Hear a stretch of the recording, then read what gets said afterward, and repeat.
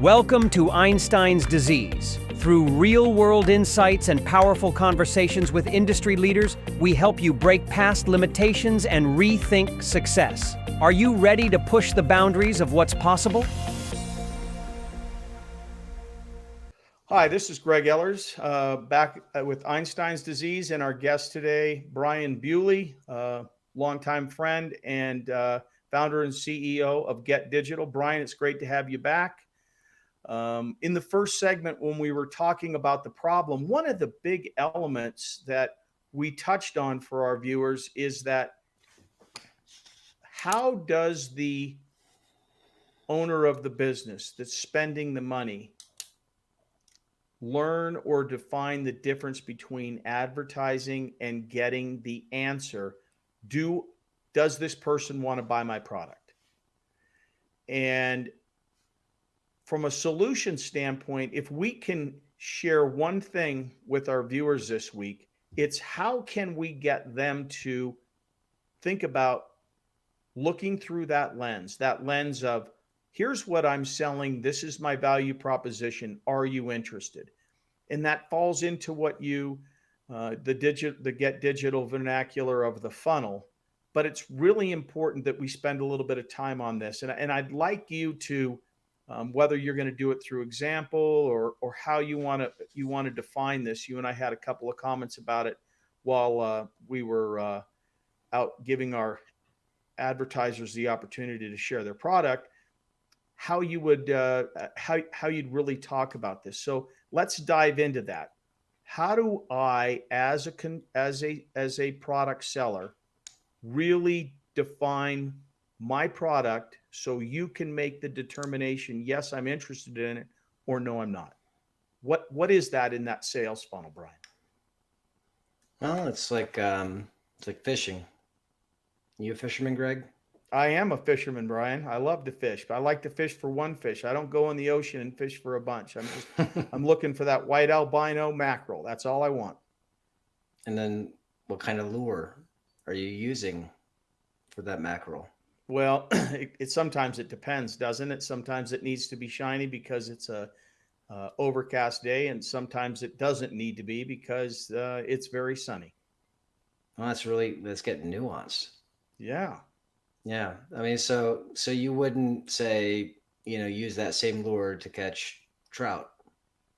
If you were ever in a trout stream using a lure, you'd get run off the river where I fish, Brian.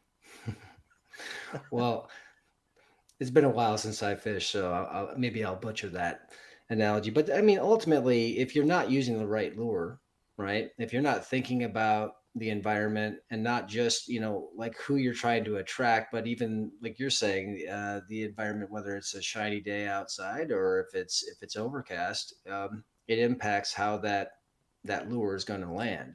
And so I think that's really kind of a great analogy for this. I guess you would call it a product market match or fit. It's just some industry terminology, and ultimately people, they don't give enough thought to the lure, and they don't really think about that target audience enough and get in their head and understand what is it that's going to attract them, what am I offering, and how to communicate that in a way that they're going to really be motivated to take action at that point in time. And so I think that's where you really have to kind of dig down and think very hard about how you're going to attract that fish. Right. And fishermen tend to have a bit more patience than people that own a business because they're trying to pay bills versus catch a fish. So the next leading question to your analogy is, how long do I leave that lure in the water? Do I change them frequently? What's my time measurement on that? Because I've only got so much money, and I'm pretty frustrated right now, and that lure's not working. How would you answer that question, Brian? It's going to depend on the business, right? So it's really about thinking about, I guess, what business could we talk about today? That would make a lot of sense here. So let's talk about a business that I'm involved in, since you mentioned it. earlier is we're involved in what are called home equity agreements and home equity investments. And so what that does is provides liquidity to homeowners that need access to that home equity. And so what would be a motivating factor for those people and get them to take action right now? And that's simply, and it's a fairly simple message, right? It's the same thing as home equity lines of credit and mortgage refinance and all of that. It's that people have a concentrated position of their net worth in home wealth, right? And home equity. And so you have to figure out what is it that people really want to do. And they want to, in that case, access home equity to solve other problems, such as, pay off high interest debt. So it's a big deal. So it's really about then saying, okay, I have a motivated client who has something that they need to gain liquidity for. And so I'm going to introduce them to the concept of a home equity investment. And so it's really at that point in time, I'm not teaching them on the front end about what this product is. I'm simply using the lure of accessing home equity, but speaking to their problems, right? So paying off, in this case, high interest debt. It's on the top of everybody's mind because if you look at the stats right now, personal debt, credit card debt is pretty much the highest it's ever been. Yeah, no, And so that's what I'm going to do, right? I'm going to speak to that motivation for that client, but I'm not necessarily going to speak about the product or service just yet. I'm going to.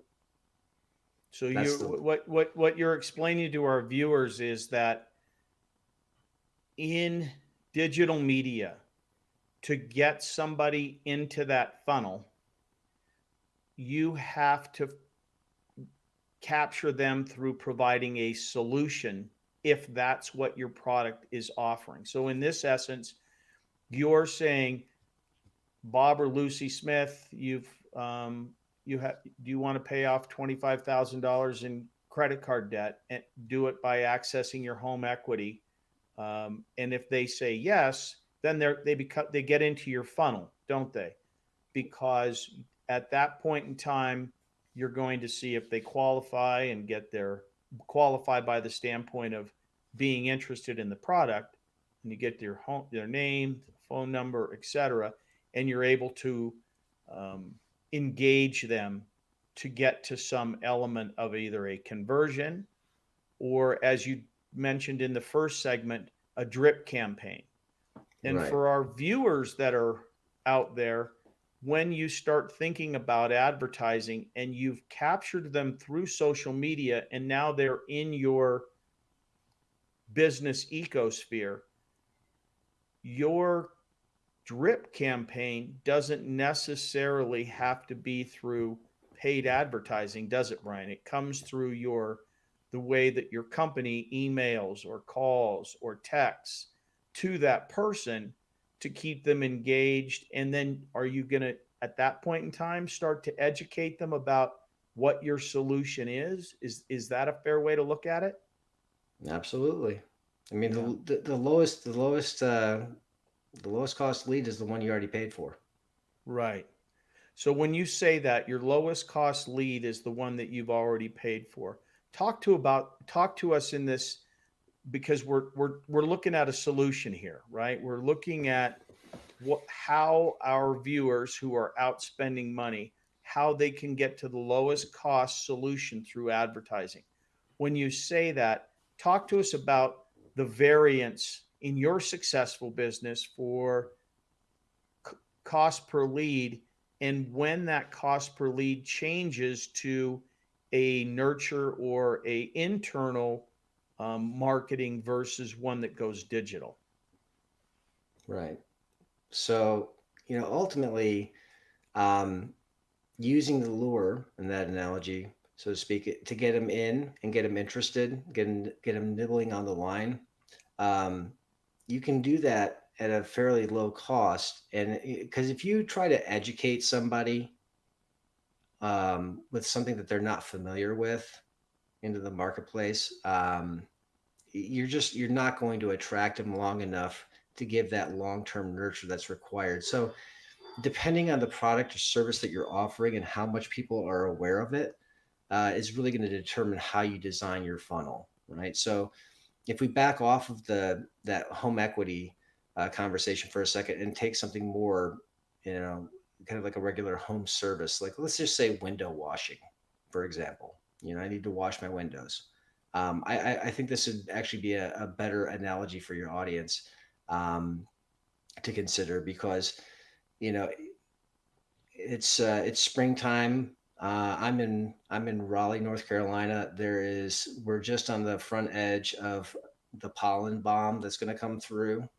And so if I was down here advertising that window washing service, I would speak to those to my audience that's local about the pollen that's going to be all over your windows and all over your cars and everything else. And then I would speak to that, and I would speak to the time that you don't have because you're constantly driving your kids around to all the events. And so use my service for, save yourself the time and the frustration of dealing with this once a year pollen bomb that we deal with down here. And so, and that would be on your initial ad campaign, and then you'd get into what your service actually is. And that service is the window washing. But most importantly, I might say, well, I'm not interested this week. I'm gone, but I'm still very interested. And then that ad that lead has actually gotten into your system, and you're no longer worried about that person being marketed to externally because you're doing it internally, correct? So yeah, I'll speak to that. So you've got somebody who has responded to an ad. If you've done it right, one, you've identified a problem, lots of pollen.